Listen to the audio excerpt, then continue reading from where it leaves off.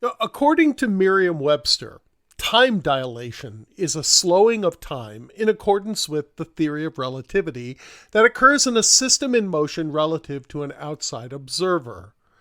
Oh, that's a mouthful of physics, I know. But I think we're all living in a state reflected by this right now. While we've been sitting at home, doing our work as best we can, and trying to stay away from the illness, a year has passed.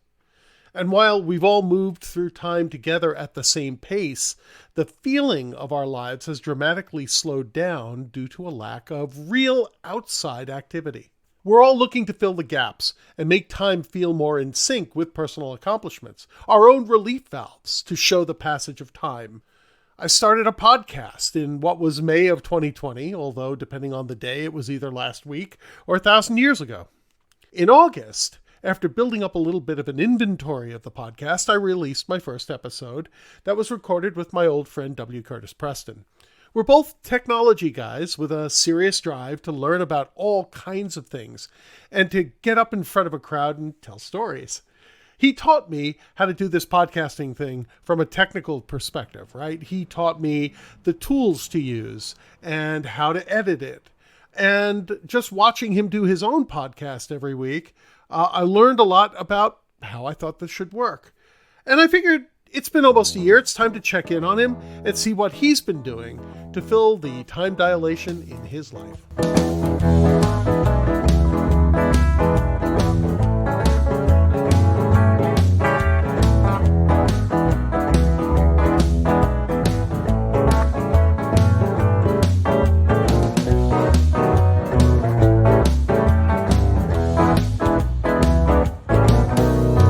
W. Curtis Preston is a specialist in computer storage, backup, and recovery, and has been a consultant and an analyst in the industry for many years.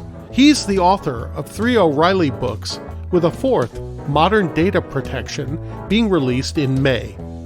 Currently the chief technical evangelist at Druva, a cloud-based data protection company.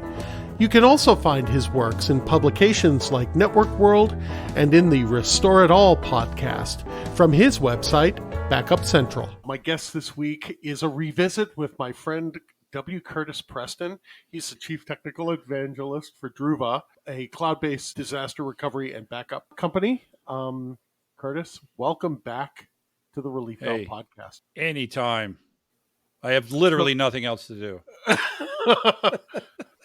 So for those of you who may be following us or may have gone back to the beginning, Curtis is the origin story for this podcast. He not only was he my first interview back towards the end of the summer of the dreaded 2020, but he taught me all about the different technologies that I needed to learn in order to be able to do what we're doing. So how have things been going since the last time we talked on the podcast, Curtis?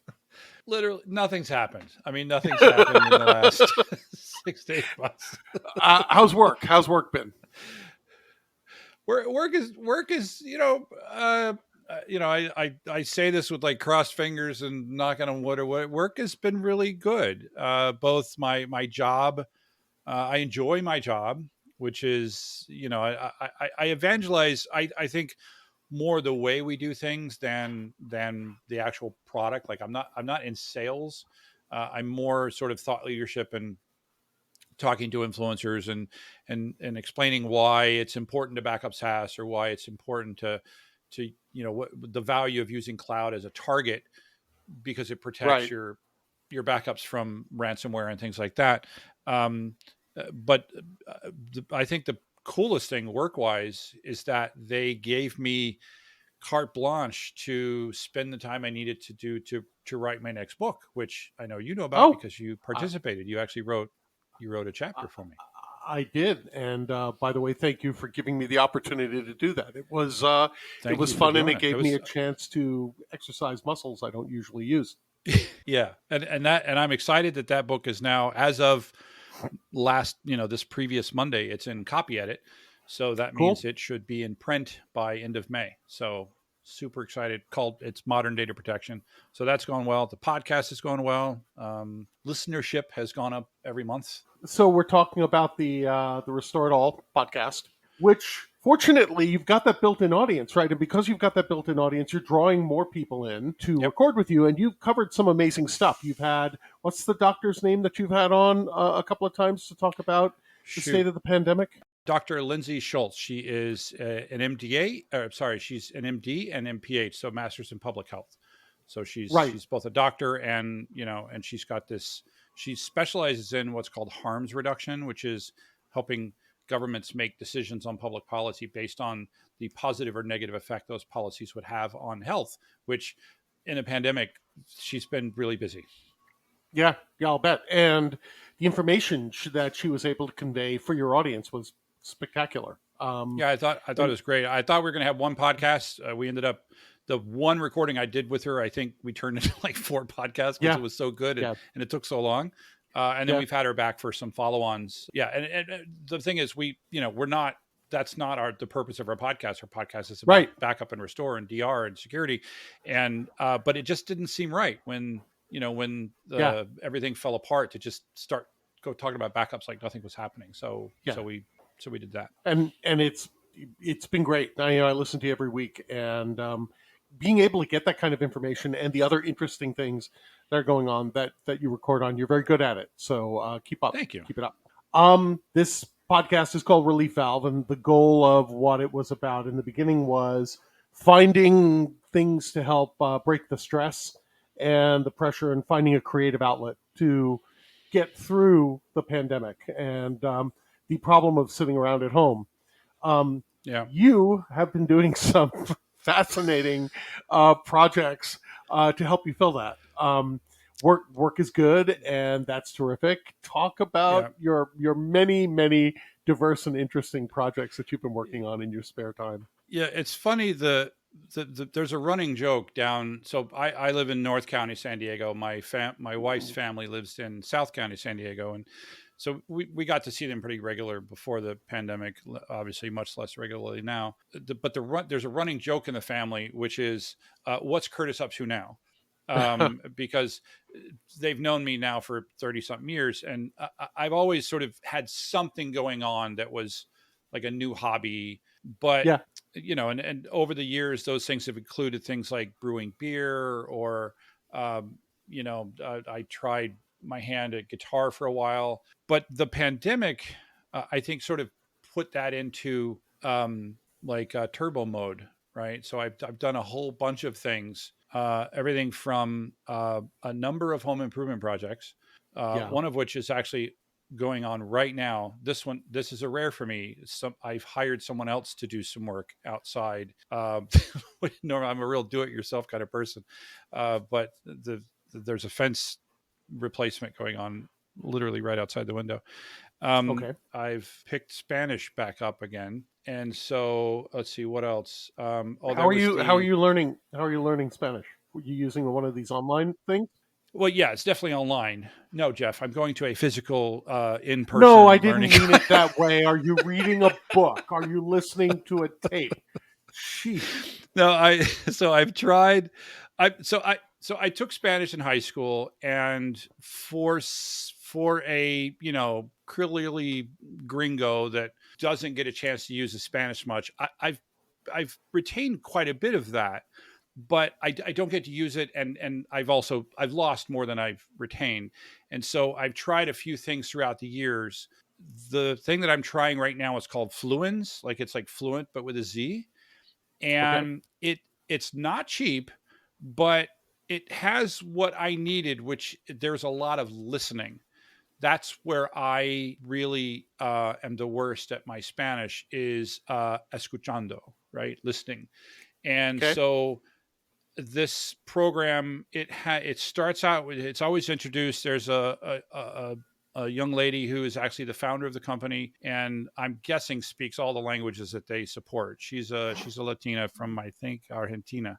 And she comes on, sort of introduces the thing, and then there's this conversation between two people that you listen to, and then she comes on and just sort of goes through that conversation to the new vocabulary and grammar that you picked up in that conversation. And then there's Okay. these series of exercises that you do where they either say something and you type it, or they ask you something and you have to connect phrases, where you say they'll have a phrase written in Spanish and you drag it over in English, and vice versa. Okay. And then there's even a place where you record your voice, and then it doesn't, like, I actually thought it was going to do like AI and like do digital voice processing and then tell me how good I was, but it's not, that's not there yet. She said there's too many. They talked about it in the fact somewhere. There's too many variations in Spanish for that to work, at least at this point. But you can Sure. listen to yourself speak, play it back, and then compare it to what it's supposed to sound like, and you could do that. So that's what I've been doing. And I'm up to like lesson 16 on level 1. So last night I was learning the sentence, necesito comprar una computadora nuevo porque mis computadora es muy viejo. I need to buy a new computer because my computer is old. And so that's what I was working on last night. And I like that because it gives me something, just like you said, it's that relief Yeah. valve thing. It gives me Yeah. something to focus on that isn't work. My only downside to the fact that it's online is Yeah. that I'm sitting, like I'm talking to you on the same computer I work on. Mm-hmm. When I want to do something truly, relief valve wise, I want to get away from this thing. Right. Yeah. So that's my Yeah. only downside to the fact that it's, but they do have podcasts. They have a number of resources that I can use while I'm out and about. Okay. And so that helps, but that's been, Spanish, Okay. has been one. Spanish. That's good. Yeah. Beer making has not been part of the pandemic experience, right? You finished beer making a No, while ago. yeah, so what I took beer Huh. making and I turned it into meat aging. I know Yes, that's, I was. you know, No, it's okay. yeah, Fermentation in many different ways, right? I had a friend once yeah. who told So me that all the it, best things in life are made of dead things that we age for a long time and let rot, and then they wind up producing the best experiences for us. And being a yeah, that cigar is, smoker, I can vouch yeah, for that. yeah. But go ahead, Yeah. talk. So well, the beer making. So basically, I, I enjoy making the beer. I enjoy drinking the beer I make. The people seem to like the beer I make. It's just that my ability to make beer seems to outpace my ability to drink beer. And or at least my desire. Like I don't want to drink that much beer, right? Got it. Because Uh huh. when you make a batch of beer, it's 50 bottles, right? That's a lot of Okay. beer. And so you can't do that very often, and without having a garage full of beer. And I'm waiting for that supply to go to almost nothing, which is, it's getting there. So I got this idea to build my own meat aging. So dried meats, not dried meats like cured meats, but like when you go to a steak place and you get this thing has been dry Dry. aged for 35 days or whatever, right? Yeah. Yeah. So to do that, you need an environment where you can control both the humidity and the temperature.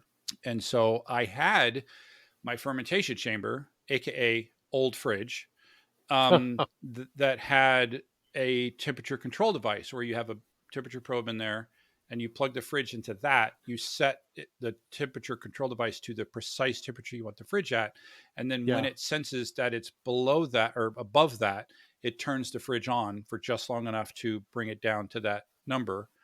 And when you're doing beer, there are actually some beers that you have a very precise temperature range. Like it might be 2 or 3 degrees that you want to keep it at to get a specific flavor. Yeah.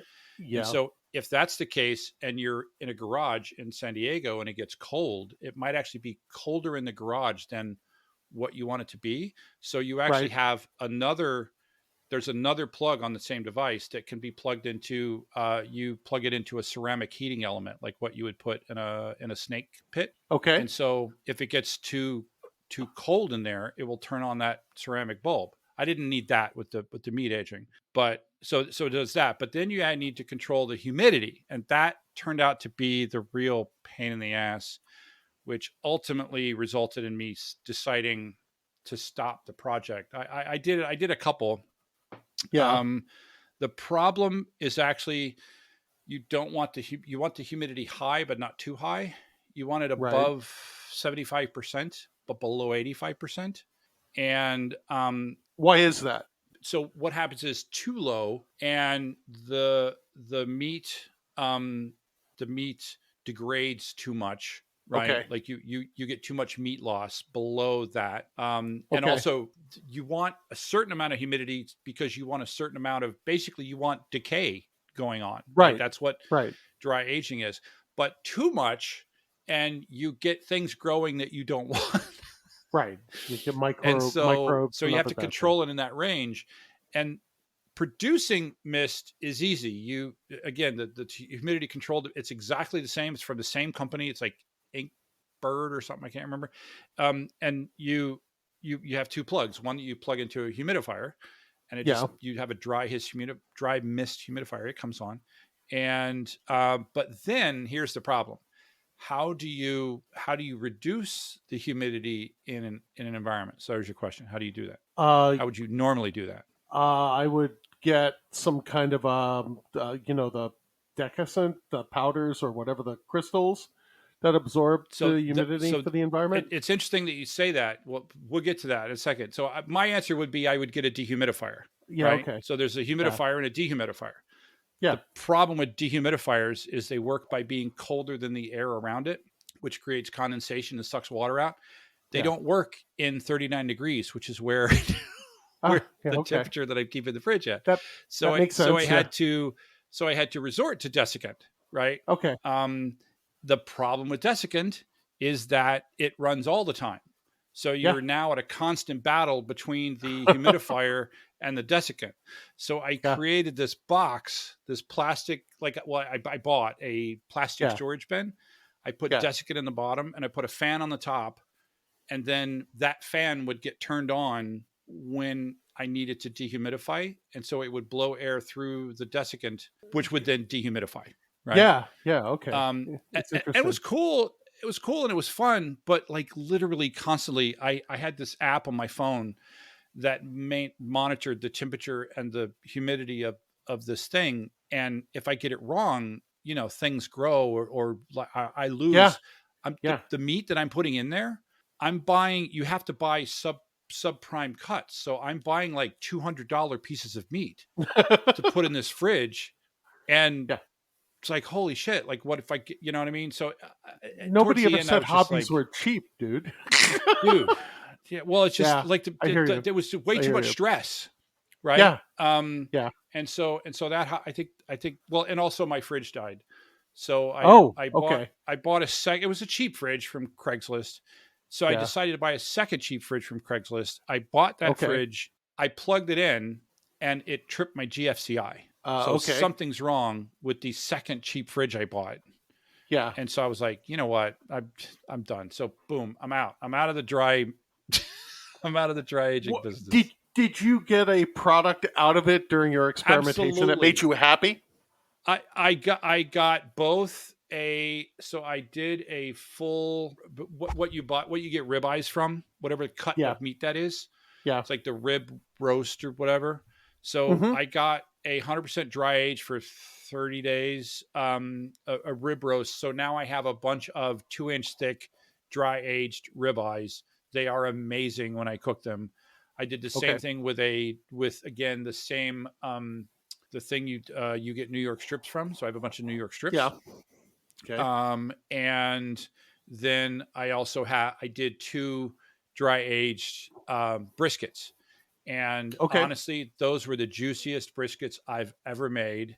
And Yeah. I feel sorry that you never got a piece of those, but no, wait, Well, you did. No, that's no, you right. didn't get the brisket. You got the ribeye, or the No, prime rib. you made brisket. Did I make brisket? Why did You I made think that you brisket. had prime rib?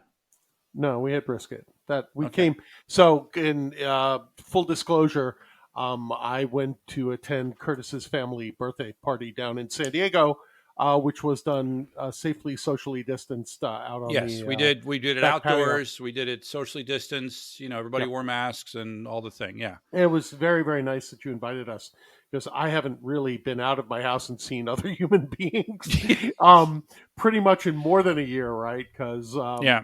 I stopped socializing on a regular basis when my job ended Yeah. back in November of 2019. So it Yeah. was great Yeah. to get out and to see people. And Okay, I it was think, good no matter what. yeah. Because one of the other things that you do, which may Yes. not be purely a COVID hobby, or maybe it was, I don't know, is the The smoker. You want to talk smoking. about that? Yeah. Yeah. So yeah, not a COVID, like it didn't happen during COVID. I've been doing it now for about 3 years, I think.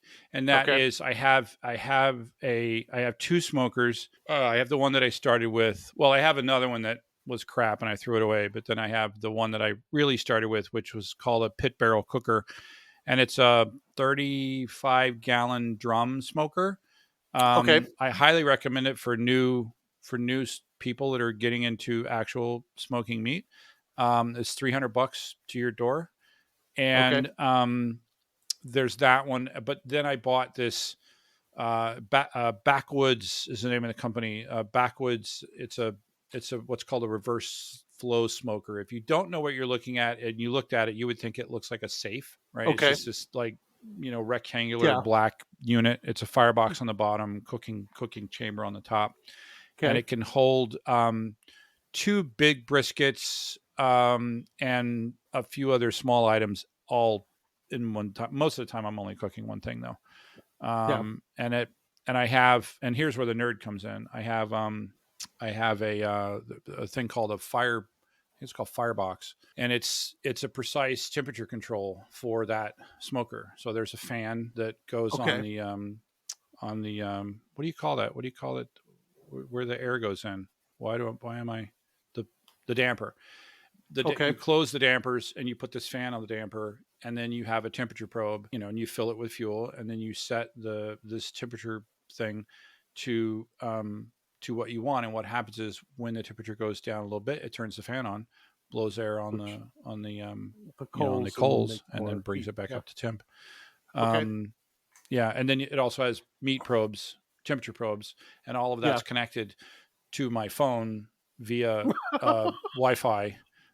So I can be not only can I monitor the temperature of every piece of meat in my smoker, like when I'm at the grocery store, I Yeah. can actually, while I'm on the road, change the temperature of my smoker. Well, That's pretty that's cool, right? yeah.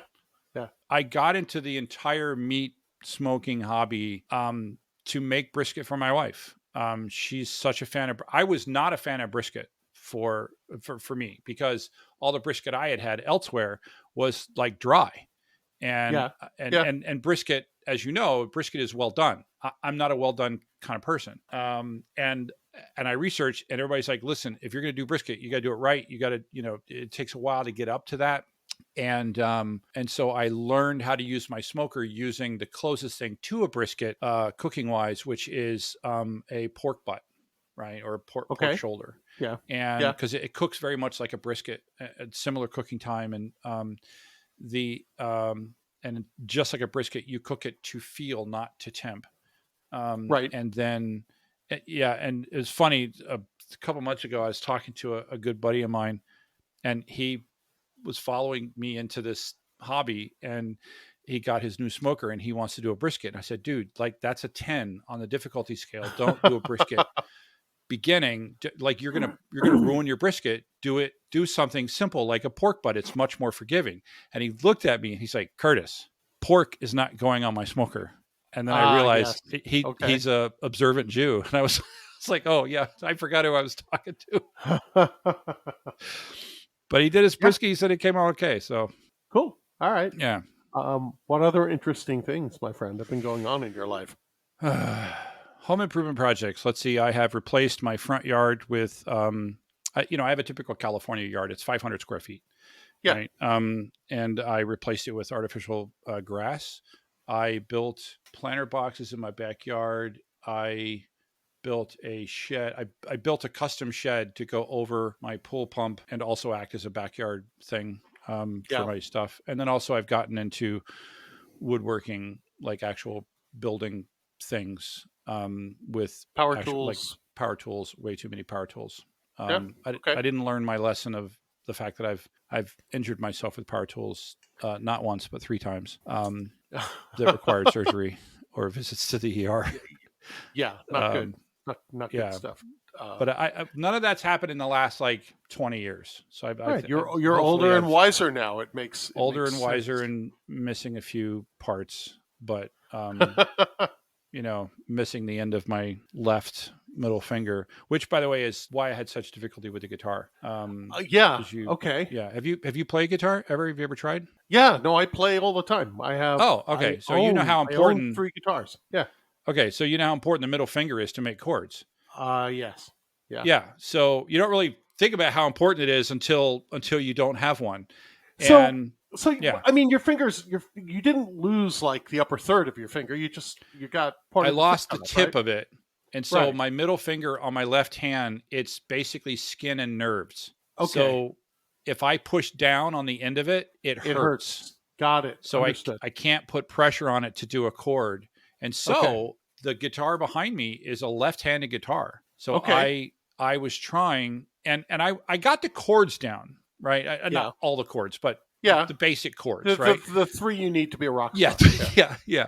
And and I had a cheater. Is it F chord? There's one chord that's Yeah. like really hard, and but I Yeah. had like a cheater version of it or whatever. The Yeah. problem that I didn't anticipate was the strumming, and and again, for those who have never done a guitar with their non-dominant hand, your Yeah. strumming is a very what do you call it? It's a coordination thing, Yeah. and my left hand is not very coordinated because Yeah. I'm a right-handed person. That's I have the same kinds of issues. Is why I was never able to play like piano, because I cannot make my two Yeah, hands do different things at different times or at the same time. yeah, Um, and so and why you did know, so you went? Let me interrupt for a second. So you went yeah, left-handed on the guitar because of your injury on your fingers, so that yes, you could fretboard better. yes, Got it. Okay. yes. All right. Go ahead. Sorry. Yeah, because my right hand, I have an injury. Oddly enough, also a power tool injury on my middle finger on my right hand, but it's not on the tip. It's on the side, so Okay. I don't have the same problem. So I was able Okay. to form the chords no problem with my right hand, and I was able to strum, but not very good. Like you know what I mean? Yeah. I could, Yeah. I yeah, and so I got Yeah. very frustrated at not being good at it. And I haven't said I quit, but I haven't No, done I it, get it. in a while. It's well, it's like me with guitar. I like to play. Probably didn't like enough to practice as much as I would need to be really good at it. And we'll never play in public because I don't feel like I'm good enough to do that. But interesting story that you've got the left hand guitar. You actually bought a left handed guitar, so it's properly the bridge is Yes, changed and everything is proper, right? yes, So my daughter yes. Allison, who's studying music, who's learning guitar as Yeah. well this year, is a lefty, and she's forced to Uh learn huh. right-handed Because that's what she's you going to have. teach.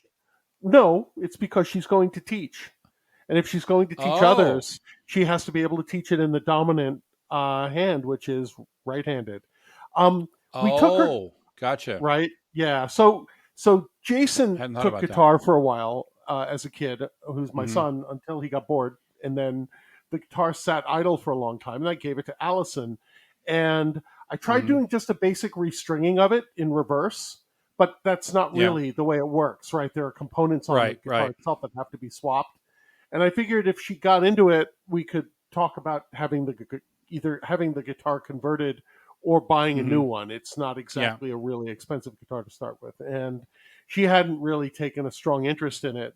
But now, of course, she's interested in everything. So the guitar teachers Yeah. had said to her, "No, you'll learn how to play with your right dominant because that's how the world plays." And I was like, Yeah. That's "Okay, interesting. Yeah.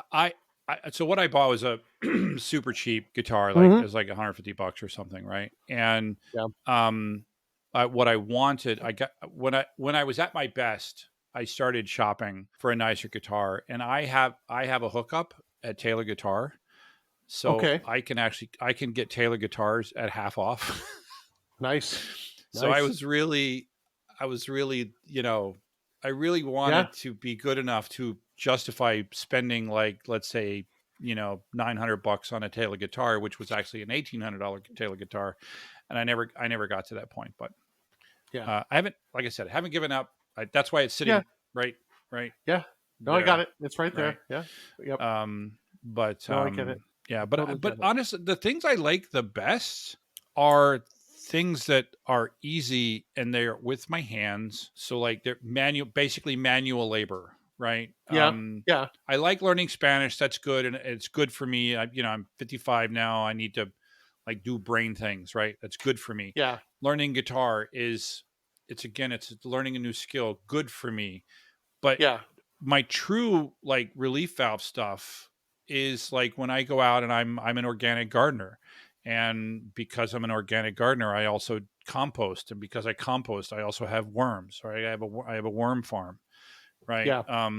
And I love that stuff because it's I'm not going to suggest in any way that it's not brain stuff, because there's a lot of brain stuff that goes into it, No, it's yeah. but it's much more it's a hand thing, right? And Yeah. when I'm Yeah. there, when I've got my hands in the soil, when I'm in my house, we refer to the worms as my friends, because they say like they'll like Celine, my wife, will say like, do you think your friends will like this? And I literally, for a second, I forget what the hell she's talking about. And they're like, oh yeah. My friends will like that very much.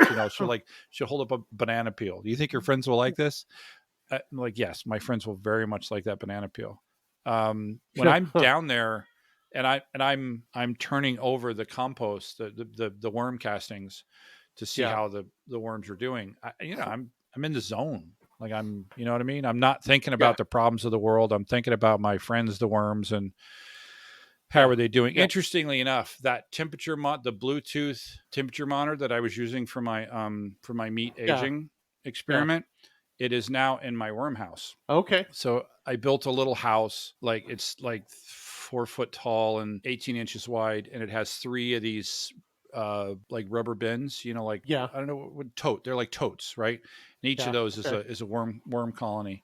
And the one concern I had when I moved it outdoors is that they don't do well under certain degrees. So I put that monitor there, and uh, they've been fine. So When I was down at your house, you had them in the garage. Is that just a time yes. of year kind of thing? So you move them out when No, the weather warms? that was version 1. I took those same Ah, okay. totes, and then I built this little house. I decided I wanted them out of my garage. Basically, they were growing to the point that I wanted them out of my garage. Okay. And but I knew that if I put them just directly outdoors, they'd get rained on, because Yeah. there's air holes.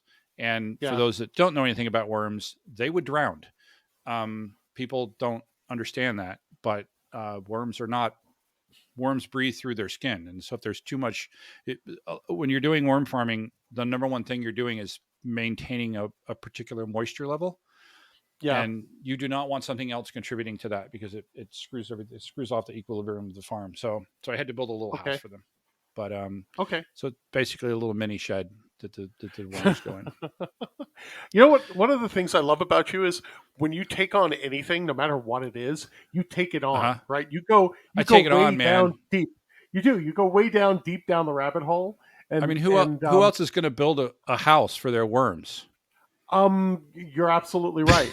You're absolutely right. But I appreciate that because I'm the kind of person that does the same thing. When I find something, I learn Mm-hmm. everything I can about it, right? Um, Yeah, I just don't do that's what enough of the YouTube is for, hands-on man. kind of process. Right? YouTube is pretty remarkable. Yeah, when the roof on my car had broken a couple of years back, I decided that I was going to fix that myself. And at Yeah. first, I thought it was a cable and a piece on the cable had snapped, and I thought I'd get some epoxy and I would glue it back together, and that would solve the problem, right? And so I went to YouTube. YouTube told me how to take the roof, the soft part of the roof off, and get to the Yeah. cable and do all of that stuff. And of course, the epoxy didn't work, so I went out and bought the replacement parts, the cables, and it taught me how to put everything back together again. And I got it to work. I got it finished. It wasn't 100% perfect, but it works. The car top can close, and it'll Yeah. keep me from getting rained on when I'm driving in it. And then afterwards found out that, oh, by the way, this is one of the most complicated projects you could pick on your car.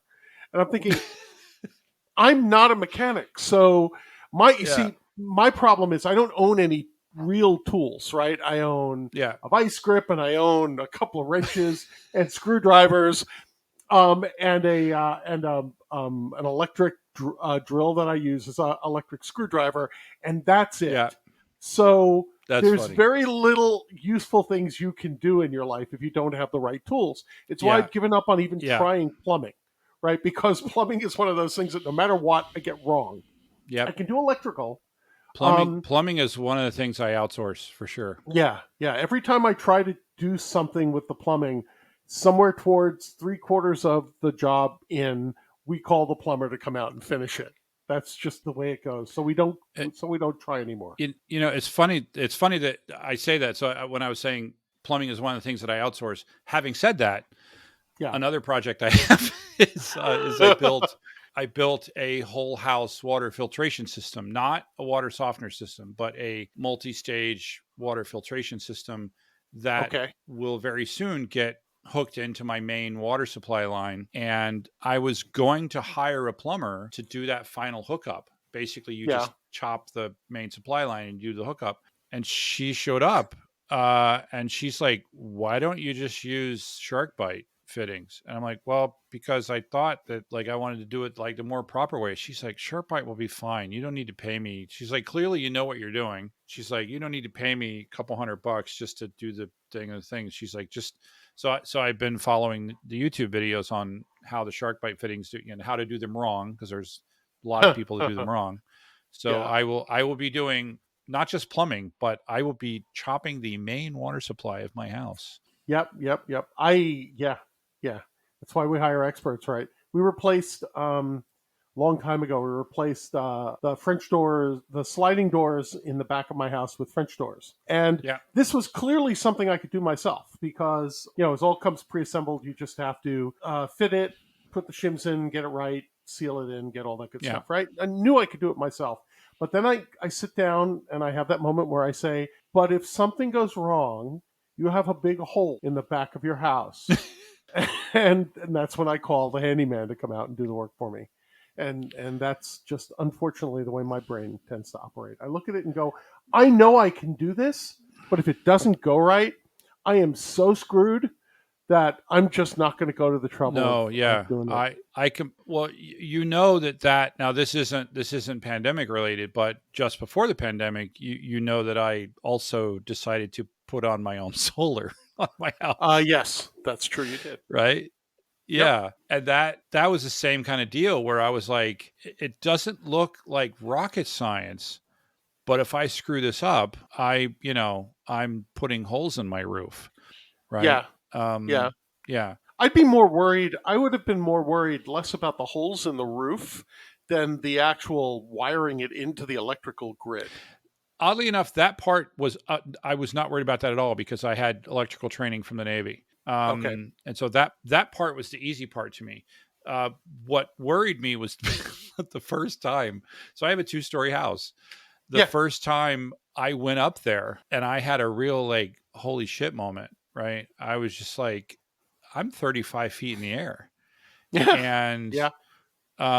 especially there were a few trips that I had to go. So you put a thing up there so you can hook in, Yeah. you put on a brace and right. Yeah. Well, but that takes a couple trips without a brace, right? So you're 35 feet in the air taking tiles off your roof to Yeah. nail something into your house so that you potentially don't fall. Yeah. That was at moments absolutely terrifying.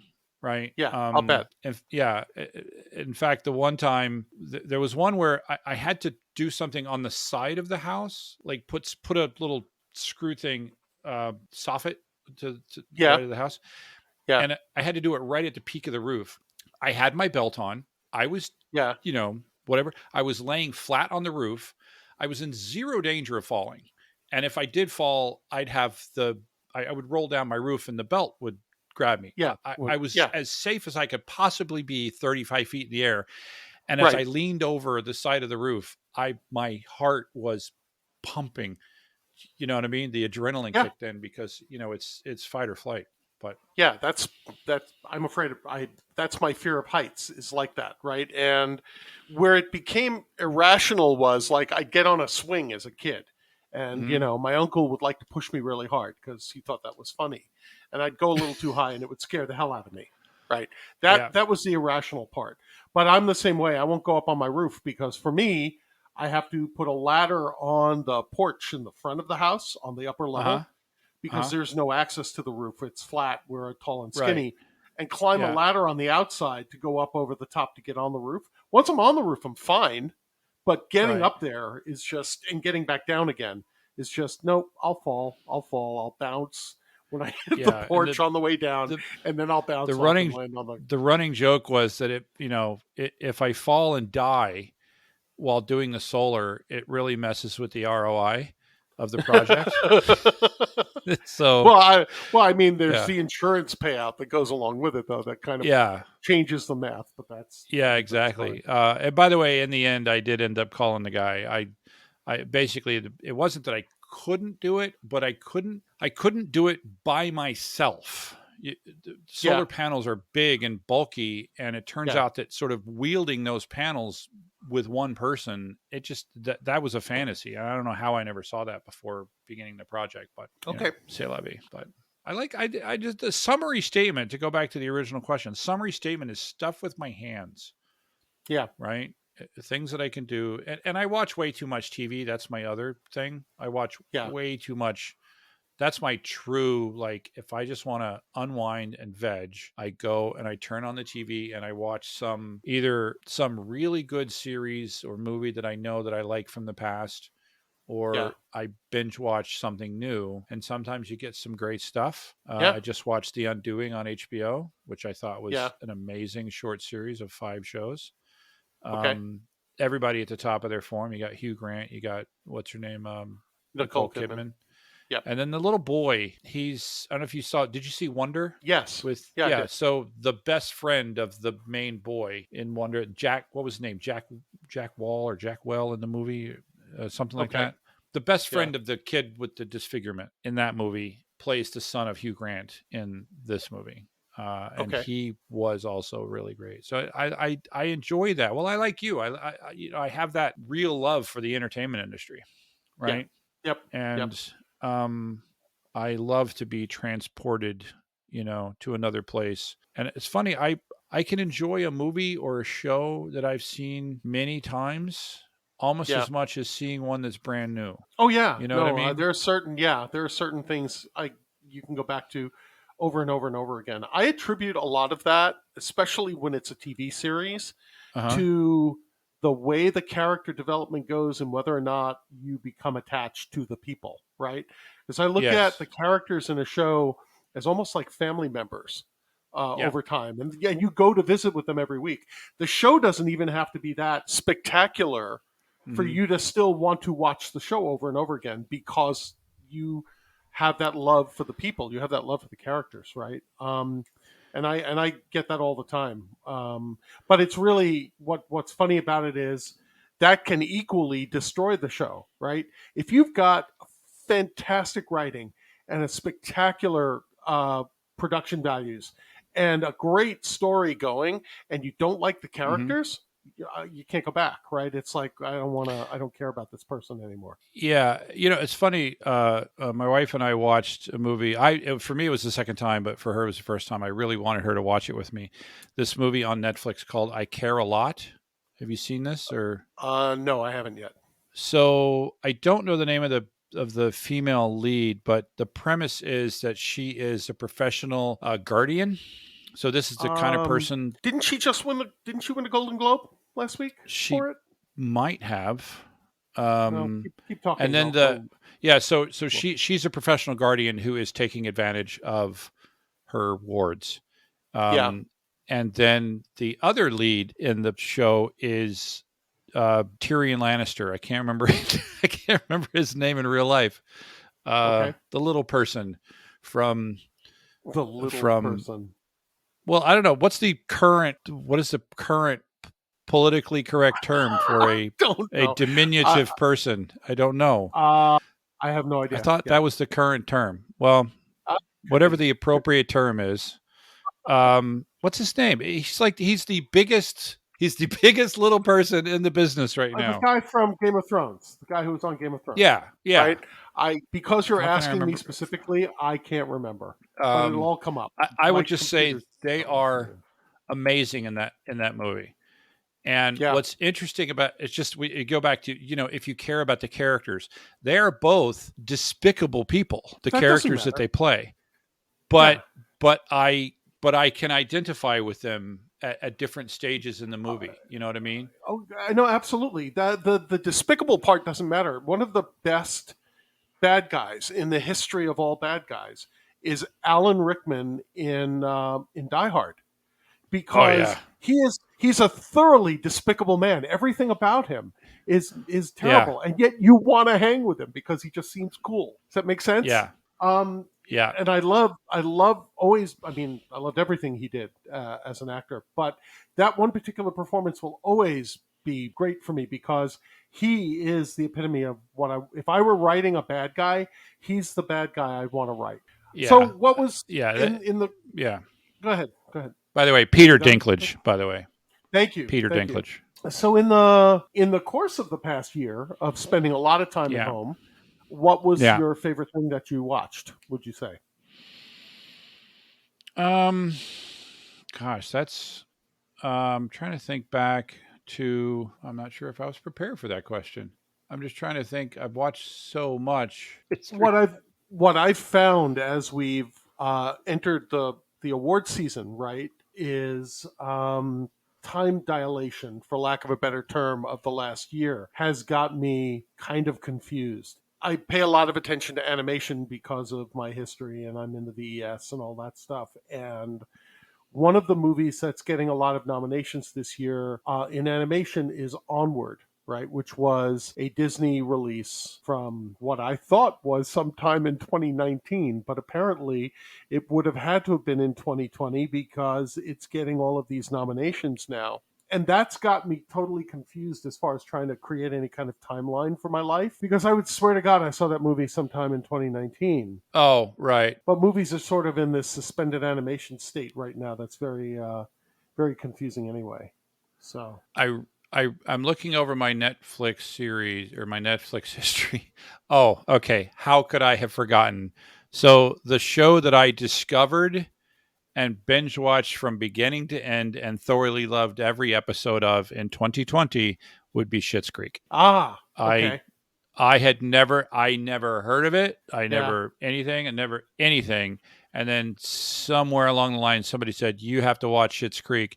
And I, like a lot of people, I watched the first Three or four few episodes and I gave up. That was me. I hated the gave characters. Up. Yeah. Because, because they were such unlikable people. And then my daughter was like, trust me, just stick with it. They get better.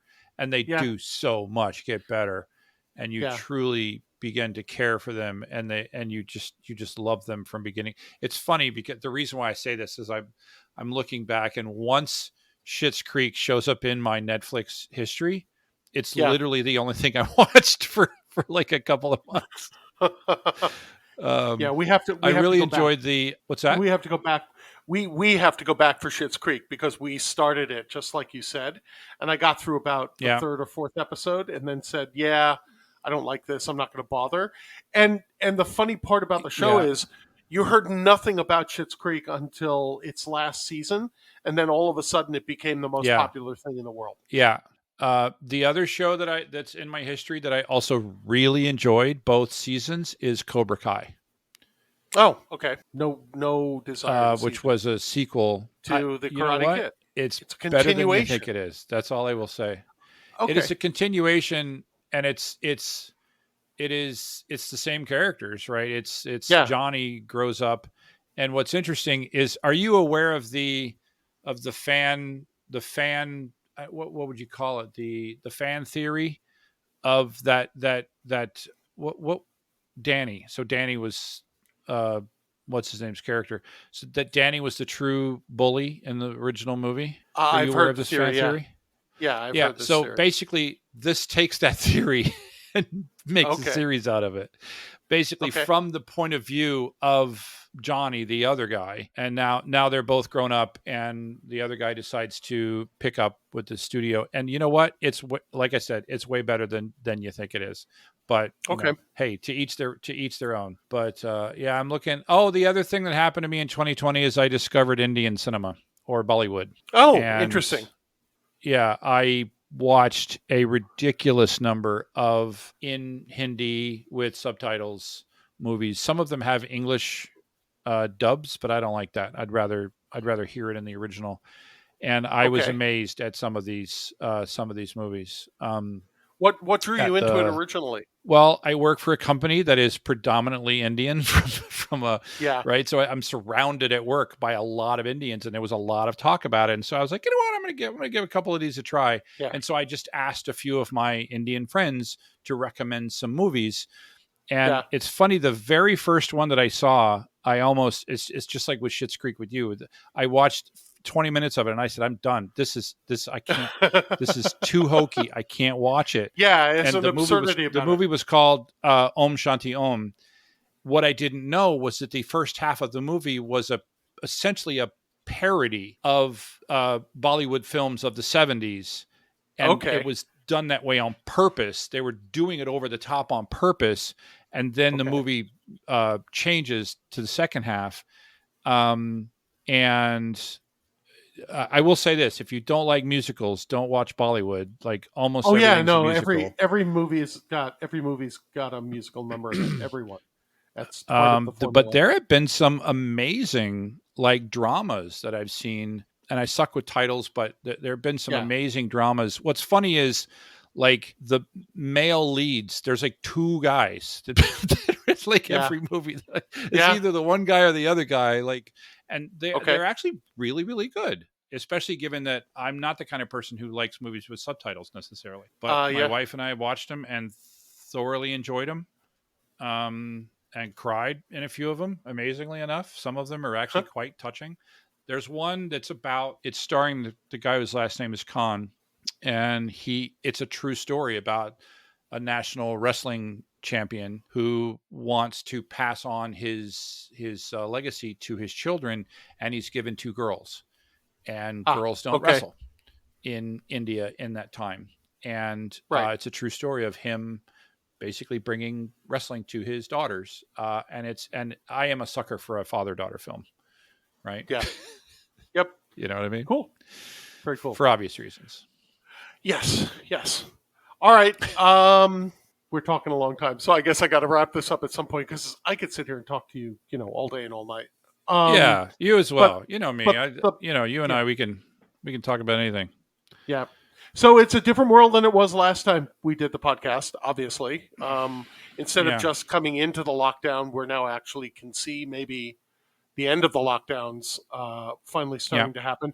How are you feeling about the next 6 months? I'm feeling very hopeful. I really am. And I know that there's some states that are doing some things I don't like, right? I mean, right now we're talking about, there's a few states that are completely lifting all restrictions. I don't agree with that. Whatever. I don't live there. At the same time, I don't necessarily agree with every restriction that we have here in California. I think that the vaccine, I think that people are getting the vaccine. I think that we're trying as hard as we can to do an equitable distribution of vaccine. There's some real challenges there, in the African American community with the history that they have, with a combination of access and distrust. It kills me that's a challenge, and it hasn't been necessarily the most logistically smooth event. And I know you've experienced that as well, but at the same time, was it 15% of the country has been vaccinated at this point? I think that's amazing. Yeah, no, the numbers are cranking, right? And they're cranking at a great rate. And Biden has managed to properly use things like the Defense Act to get more vaccine, and that hopefully what was it? The partnership between J&J and Merck. How amazing is that? Yeah, is that amazing? That a competitor is going to produce a vaccine. Yeah. And I wish that we could get better at getting people the vaccines and getting them into people's arms. Just get more of the damn vaccine out and stop with this. I Yeah. have to have medical training and all in order to give a shot. I'm a diabetic. I've been shooting insulin for years. Have somebody I hand hadn't even me thought about that. a syringe. Yeah, I mean, it's like for me, they keep talking about, well, so my nephew is a EMT. So he's giving vaccines at a clinic, right? As well as doing testing. But Right. there's this certification process you have to go to in order to be able to give an injection. And I'm kind of like, you know what? If the doctor prepares the syringe and hands it to me, I can stick the fucking thing, pardon my language, into somebody's arm and push the plunger without causing Yeah. them to immediately die. Right. You're not injecting into the vein and you're not risking embolisms and things like that. You're giving an intramuscular Right. shot. And so the idea that Right. there has to be a limited number of people who can do it because of training reasons, it's kind of like, you know what? Put up a freaking video on YouTube so that everybody can take their training and then figure out a way to get more people doing it. With all the things you and I have talked about, I haven't heard you say this before, and I don't have enough information to disagree with what you're saying. I don't know if there's is there a risk that you could put it in a vein? I don't know. And what would happen if you did that? I have zero knowledge. But what I've been doing, like here in San Diego, I don't know how it is up there, but in San Diego, one of the things on the news is they say how much of the vaccine that San Diego County has been given has been used, and that number is consistently like 90%. Yeah. And so I'm happy that whatever rate we're doing, it's matching the supply rate. If that number starts getting down to 40, 50%, then I would really agree with what you're saying. Right now, I think the limit is not the people. I think it's the amount of vaccine available. Yeah, but we're addressing that. Yes, we are, and it's also what I'm afraid we're going to start to see when more and more of the vaccine becomes available is our ability to manage the logistics of it. Because I don't know if you've ever tried any of these websites yet about finding out where it's available and all of that kind of stuff. Yep. The system sucks, man. Yes.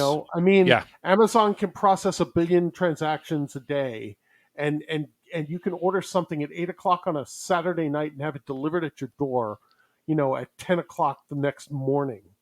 And we can't get this shit together in a way where we can guarantee you information of where the shot's available, book you, get you in there, get you out really quickly. Right. Hopefully, we'll be able to pull it together well enough so that as all of the vaccine is available by the end of May, which is what the current projection is, we can all have our shots done by, say, the middle of June, right? And and this is even as much as I was not, am not, never will be a fan of Trump, and I blamed a lot of stuff on Trump.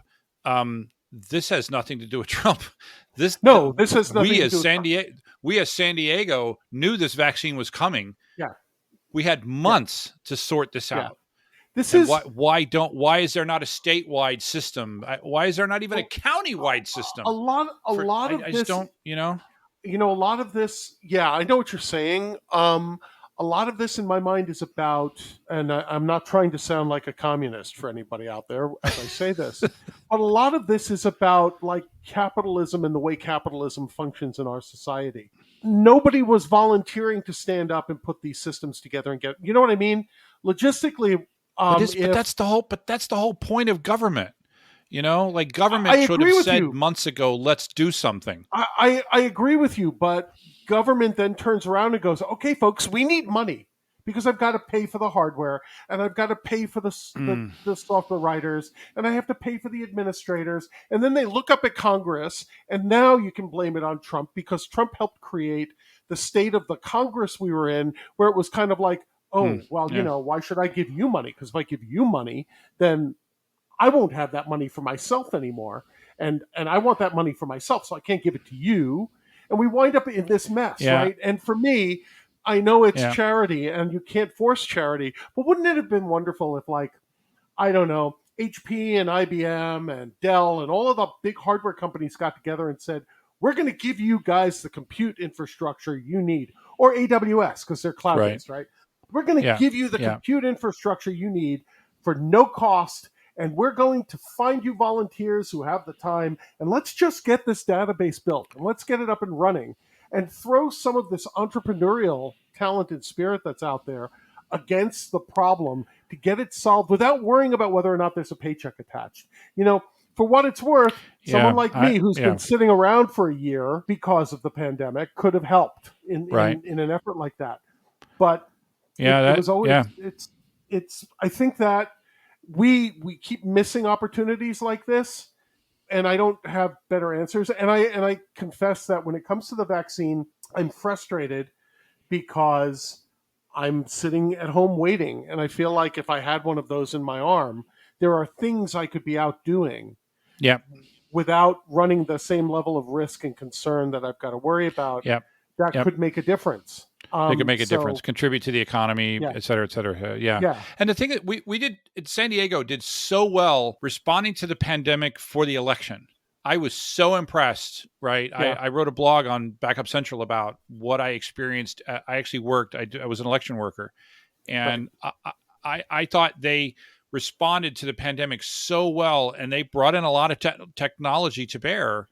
And they did that, right? Yeah. They did that in a matter of months. They between the primary and the election, they did that in a matter of 3-4 months. And they had same amount of time, if not more amount of time, to prepare for this, and they just I think they just dropped the ball, but whatever. But I'm still hopeful. Oh, so am I. Yeah, but it's a universal. Can't just blame San Diego. LA's not any better. The state's well, that's the only place I live. I'm just, I'm just saying I live there, so that's I don't care how your vaccines work. Thank you very much. Well, we'll see what happens. We'll see what happens end of next week, because the next category opens up on March 15th, and I fall into the next category, so I'll let you know how it goes. Gotcha. Is it incredibly amusing people? Is that the category? Yeah, typically. With diabetes. Gotcha. With diabetes. The diabetes part, actually, for the one time in my life, the diabetes part works slightly in my favor. So anyhow, Curtis, thank you for doing this. This was a lot of fun. Yes, sir. Yeah, it was fun.